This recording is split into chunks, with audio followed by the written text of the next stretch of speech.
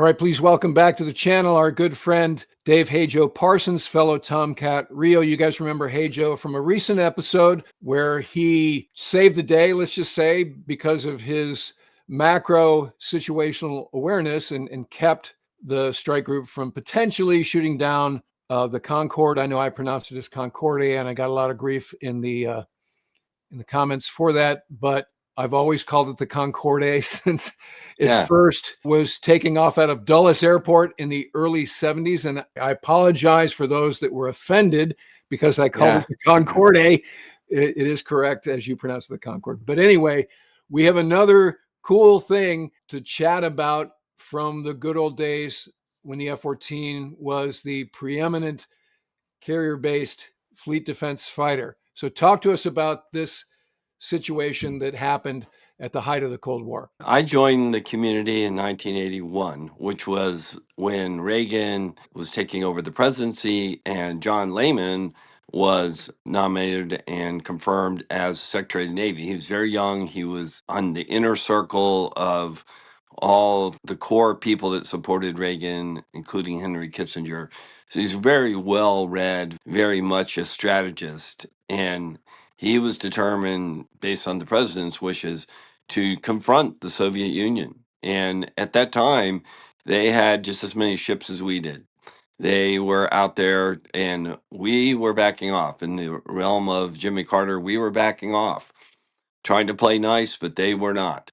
And those tables turned in 1981. And Lehman's written a couple really good books on this. Well, we'll also remind the viewers, and I've talked about Lehman before on the channel, that he was a A6 bombardier navigator, and we would see him at the O Club quite frequently. He was very comfortable, let's just say, around the Bubbas in the back bar at happy hour. He was a great guy to hang out with.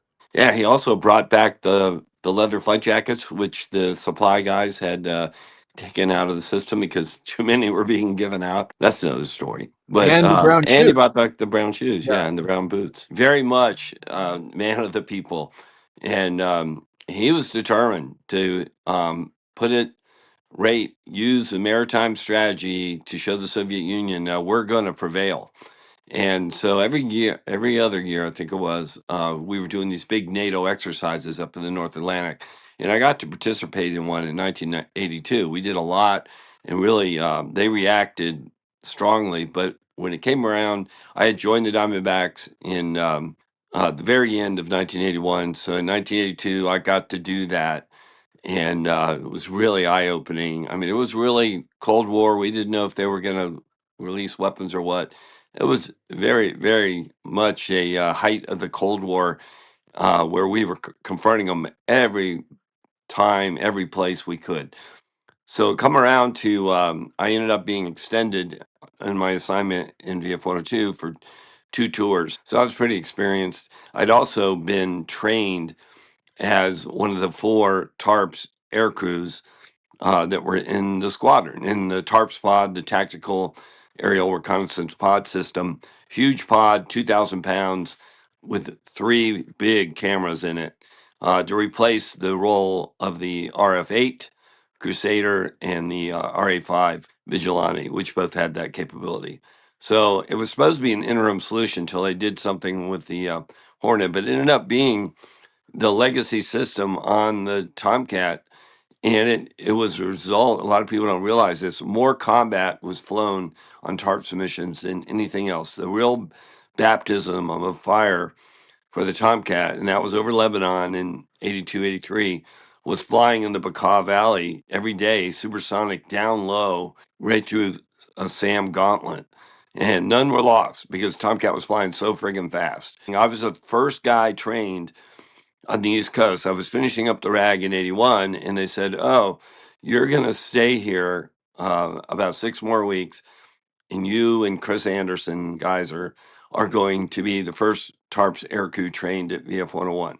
Because we had just gotten new Tomcats at VF-102, and we were about to get 3 brand new TARPS jets. The jets had to be specially configured to carry the TARPS pod to provide cooling to the pod. Later, every airplane could carry it. A lot of pilots didn't like to fly it. It was heavy, it had a huge drag count, and it made the CG could really water your eyes if you didn't set your trim properly on a cat shot. So I got trained, I embraced it, and so what 102 did is once you came into the squadron as a TARPS aircrew, when we eventually got 4 of us, then the skipper broke us up, so the experienced TARPS RIO would fly with a untrained pilot to teach him on the job. And I later developed a syllabus within 102 to teach guys, after some rather embarrassing failures, the pilot not putting the airplane where it needed to be to get the picture you wanted. That set the stage that if there was really an important mission like this one that I ended up flying in 1985, they would put TARPS air crews, trained air crews back together. Because, what happened was in 1985 was going to be this huge NATO thing. They had built up the ships, they had built up the technology. They were ready to show the Soviets, here's how we're going to win against you. And we're going to come into your backyard. They were going to go up into Norway, operate out of Fjord, and show them how we could run strikes up to the Kola Peninsula and threaten you in your own backyard. And sure enough, when the ship deployed in 85, we're waiting for them to call us down. Of course, I had my cameras with me, not really expecting to get anything, but I was looking down as we were orbiting. They had us in high holding. And I was looking down and I was like, oh, there's a Soviet AGI sitting right behind the carrier. So they were waiting for us. And it wasn't one of the old the ones that look like shrimp boats. It was a purpose-built, gigantic spy gathering ship called the Balsam, and had giant balls on top of it, and pretty impressive. It looked more like a cruise ship. And there it was, following the America. I've got a picture as I joined up on Gino Miller, told him where to fly, and we got a nice picture of him over top of it. So anyway, that set the stage. But that night, as after all the aircraft came aboard, the Ike came out and came up next to us. And as the sun went down over the horizon, they started zigzagging between each other and then switched lights, forcing the Balsam to pick one to follow. But then they both just, carriers are pretty fast, and they poured on the coals, and we just took off and lost it. It didn't have a prayer. We did a high speed transit across the Atlantic, so we shook the spy ship, which caused a little concern on their part. But what they had waiting for us up in the GIUK gap, the Greenland, Iceland, United Kingdom gap, was a string of ships waiting, thinking that they were going to catch us as we tried to go through the GIUK gap. But our flag, Admiral Dunleavy, and our fleet commander, Hank Mustin, had come aboard, and we were expecting Lehman to fly aboard as well once we got over there. And as we approached the GIUK gap, they sent the battleship Iowa and another ship, I believe it was the Halliburton, up towards the Iceland portion between Iceland and Greenland. And they had recorded all our comms. So they were playing all these comms up there like the carrier was up that way. So the Soviets had to put a lot of resources up there to see, hey, is that where they are? And then the admiral said, hey, they've got a Kinda class cruiser and a destroyer, a Krivak, coming through the English Channel. So we're going to go down there and we're going to tap them with a simulated strike to show that we can reach out and touch them and make them wonder if we're down there. So this day came up and they said, okay, they were going to launch the A7s from VA 46, had just gotten the ALR 67, which enabled them to carry the HARM missile. The first deployers with HARM, they wanted to give them a chance to actually operate against the real Soviet system. So the mission was, we were the only airplane that was supposed to overfly the Kinda. And we were supposed to do it enough to get them to turn on all their radars. So our A7s sitting, I guess they'd be 20 miles away, would be able to be use their harms in a simulated attack. But as it grew, as I went to the brief in the morning, They said, wow, everybody wants to go. They were going to send us 2 dedicated tankers, KA-6Ds, an EA-3 and an EA-6B, and the 2 A-7s and us. And every one of the other squadrons, it was the XO or the CO flying. But my CO was not TARPS trained. He knew that this would be a big deal. So he wanted the pictures right. So I got recrewed with Chuck Hunter, who had come to the squadron later, but he also was TARPS trained, and we had been crewed together, so we flew together famously. We launched in this huge strike group, and we were between Ireland and the UK, the northern end of Scotland, and the Soviets had not found us yet. We had actually threaded the needle the night before and got through their cordon, and they never picked us up. They didn't know where we were. We were still MCON. And we launched this huge strike group in MCOM. Nobody's talking. And we head down there between Ireland and the UK, not talking to anyone because we don't want to alert them that we're there. So it ended up being about 600 miles. So we sucked up a lot of gas, and both aircrew, pilot and Rio, but mainly Rio, are responsible for maintaining the fuel ladder. And the fuel ladder is you're putting your estimated recovery time, and then you're backing off your recovery time with fuel for a TARP jet. It's 1.2 per 15 minutes. So I had built that based on a recovery time.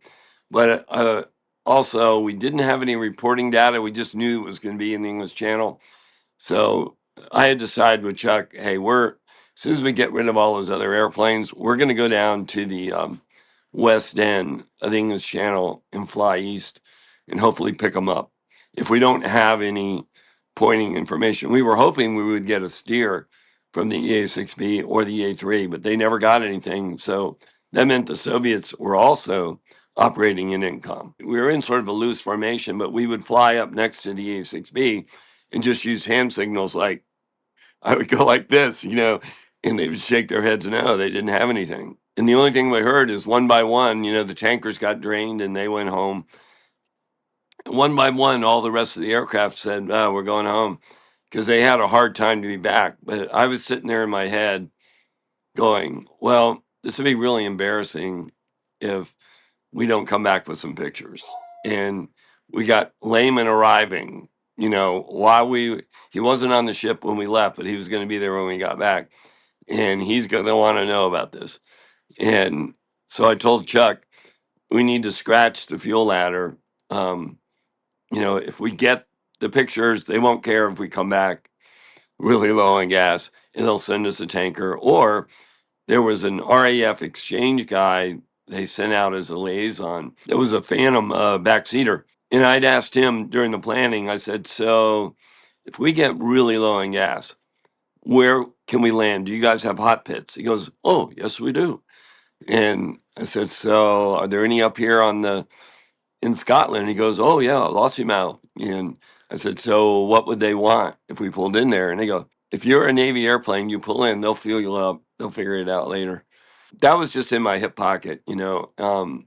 So we finally were all alone. I was a fairly senior lieutenant, and he was a young lieutenant. And so here we are, like, okay, not talking to anybody because we're 600 miles away. And so we start down. It was a beautiful day till we got to the English Channel. And there in the English Channel was the classic English fog. We couldn't see anything. And I was like, wow, what now, Batman? And so I said, well, let's just start. And as you know, the Tomcat's radar is not that good over land, pretty much sucks looking down. But over the water, it can see blobs, but that's about it. It's not like the A6 or the S3. So I tuned it to look down at the water. I'm looking down and I was like, oh my God, it looks like the water has measles. What's going on down there? There were so many, there were hundreds of boats. But then we're flying at max conserve. We already know we're going to need gas, but I'm like, hey, let's just stick with it another 30 minutes. So what altitude are you at this time? Well, we started at 20K. We went down to 10 And then we had to go down to about 5 just to be able to see anything. So now our fuel rate's going up. But I all of a sudden realized that most of the returns I was getting were closer to the shore. And I went, okay, those have to be fishing boats. And if you're a major, just like the Straits of Malacca, if you're a major size vessel, you're going to be out there in the channel. And as we flew, I went in a 50-mile scale and I said, you know what? I think I see the channel markers. They must have markers because they're equally spaced dots, same return up the middle. I said, I gave him directions to how to hit that. And we just started flying up there. And sure enough, we came upon a merchant ship and it was out there in that channel. I said, okay, that's how they're keeping from hitting these smaller boats out there. And the smaller boats are staying away from them. So I said, that's where they're going to be. So we, 50-mile scale, we see another big return. And sure enough, it's another merchant. And I was almost ready. I'm recalculating these fuel ladders going, well, we can get back to the ship, but we're going to have to land right away, which was okay because the ship was going to go to what they call flex deck in midday because they were expecting a NATO attack. So we're going to set the vector logic grid. So I knew we'd be okay anytime we showed up. But we had to be able to get there, and we were getting to the point where we weren't going to have enough gas. So I knew, okay, it looks like we're going to Lossiemouth. And and the guy told me how to do it, and he gave me all the freaks. And I also said, can I fly over England? Because on the way down, we didn't want to alert anybody. But on the way back, it didn't matter. So it would be a straighter flight to go straight over England. And he gave me the freaks to do that. So I was ready with that. But we had to find these two ships. So all of a sudden, at the top of my 50-mile scale, I see a big blob, followed by another big blob, followed by another big blob and another big blob. And they were exactly equidistant. So I said, okay, that's a military formation. I said, Chuck, I think I got him. Let's go down and see what this is. He couldn't see him, and we were almost right on him. And those of you that have ever looked at a picture of a Soviet ship, their decks are like a red orange.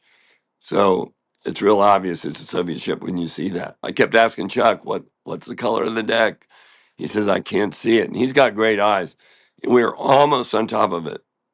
And he goes, it's red, it's red. And I said, okay, wings back, get the knots up. It doesn't matter. All sins are forgiven. We are going to give these guys an air show. And so we had enough time that we came screaming over, you know, earning ROE, but maybe cheating a little bit, and blew right over this Kinda with about 45-degree look angle, because that's what the intel guys want. They want to see all the antennas and stuff, and it gives us a better chance to see what's going on the deck. And as we look down on the deck, there is the entire crew in the back on the fantail with the guy that's obviously the admiral, and he's talking to him.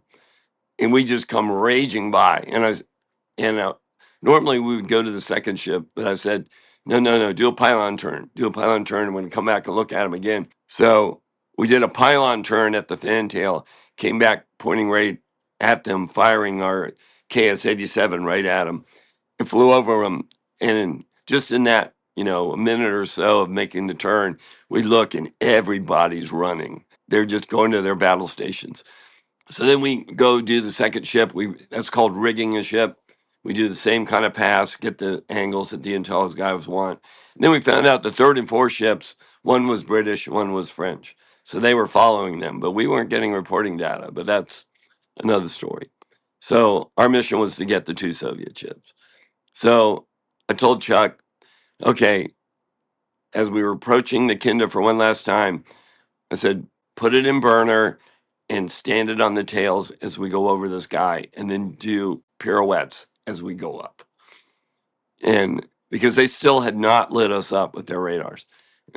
And so we come flashing over there, stand it on the tails, go straight up. And right as we are passing 10,000 feet, all of a sudden they light us up, lock us up. Oh, yeah, you might as well not bothered. We already had you, by the time you figured out how to man your battle stations. So then it was like, okay, how much gas we got? And we're like, well, we're going to Lossiemouth, but, we couldn't tell anybody that that we'd achieved success. It was a long flight back, about 2.5 hours.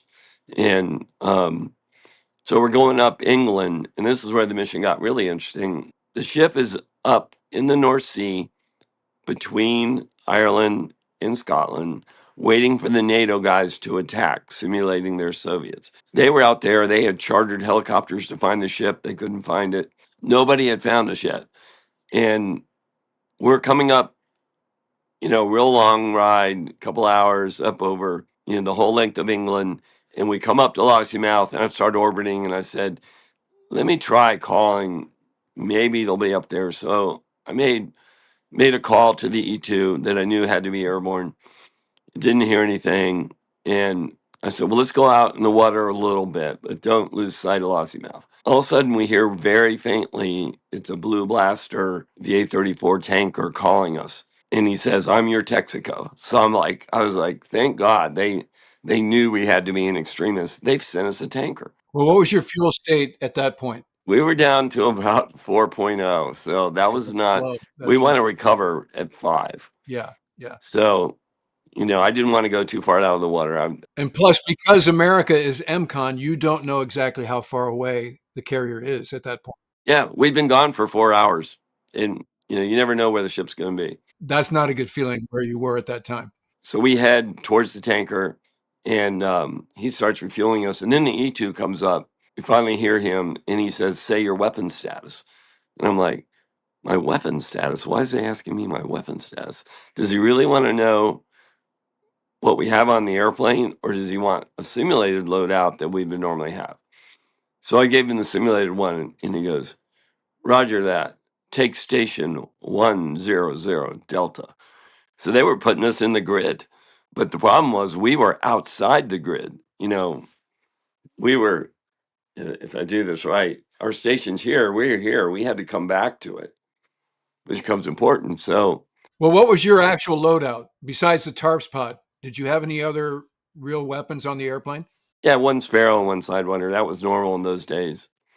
Tried to carry one of everything. And if you had a charge pod, you did not carry Phoenix. So anyway, I turned the radar on and I said, well, let's take a look, see if there's anything out there. And I immediately pick up a contact, a big one, with a lot of little ones around it. And it was a RAF Victor tanker refueling 4 Phantoms. So I report it, and they said, Roger, you're red and free. And I'm like, oh, well, this is going to be fun. So we go in there, and we're like, okay, Chuck, can't run out of missiles here. Let's shoot missiles at the Phantoms, and we'll gun the tanker. Again, just to remind everybody, the tanker is simulating a bad guy, because otherwise we get into the Smoke Dorsey matrix here, and we've done that episode too. But you're simulating what the E2 told you. You're simulating that the Victor tanker and the Phantoms are red air coming at the ship. Right. So we're basically we figured out we're in their marshalling area for their attack on the ship. So I'm looking around, I'm seeing airplanes everywhere. And so we roll in on the tanker, and they scatter like quail. And we're like, okay, well, we're already in ace. We've already got 5 kills. And I guess they're going to want us to come back. And I look down and I see a P3. It's an NRL P3. And I just happen to know by a guy that used to fly that one that they could simulate the Soviet Bear. I said, so they're trying to do the targeting. That's definitely a bad guy. But I reported it, and they said, Roger that, red and free. So we came over the top of him and came down and gunned him. And then we're like, okay, it's probably time to come home now. And so we start heading towards the ship, and all of a sudden, to our right, here comes an Air Force RF-4, and he's smoking. So I call him, and they go, Roger, red and free. So I said, well, let's not lock him up, because if he's smart, he'll keep accelerating, and he'll be out of range. Let's wait till we get really close. So if he breaks turn, then, because theoretically we'd already used all our missiles, we'll just gun this guy too. And so we got right up on him and then lit him up. And he does this as good as an F4 can do, but they can't match a Tomcat. Does a bat turn. And all that does is just sweeten us up. So we're just rolling in like guns, guns, guns. We pulled up next to him, told them to come up quad threes, and we talked to them and said, "Hey, we got cameras too." You could tell they were so pissed. So after that, the E2 says your signal RTB, come on back. We got plenty of gas. So we come back to the ship. Before the airplane shuts down, they got the film out of the jet and they run it down to the photo lab, and they'll start processing some film and they'll cut that as it comes out. Yeah. So just to, again, you and I, this is our time frame, and people may not realize that we're talking about wet film in that version of the TARPS pod, because later in Afghanistan and Iraq, they were using digital TARPS cameras, and they also had the ability to like real time broadcast what they were seeing down to Civic. But during our day, it was wet film, and like you said, you'd trap. The photomates would, as soon as you cleared the landing area, they'd pull the canisters out of the TARPS pod and then rage down to Civic and go through the stop bath and all the other stuff, old school film processing to create prints. So that was a big deal. It was. And by the time I got down to Civic to debrief, they already had the hot prints. They were so happy because they had the picture of the admiral talking to everybody on the fantail. Then they had the picture of everybody running. Our intel officer came in, same guy I talked about in the last episode, that he didn't like hearsay and stuff like that. But anyway, I said, "Well, you worried about us?" He goes, "No."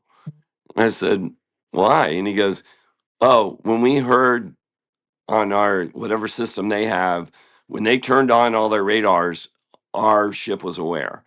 And they also got confirmation because they went up on an open circuit saying, "We just got overflown by a Tomcat," and the people in Moscow were saying, "Oh, no, they're not down there." And they were arguing back and forth, which, to great delight of the secretary, was like in your face.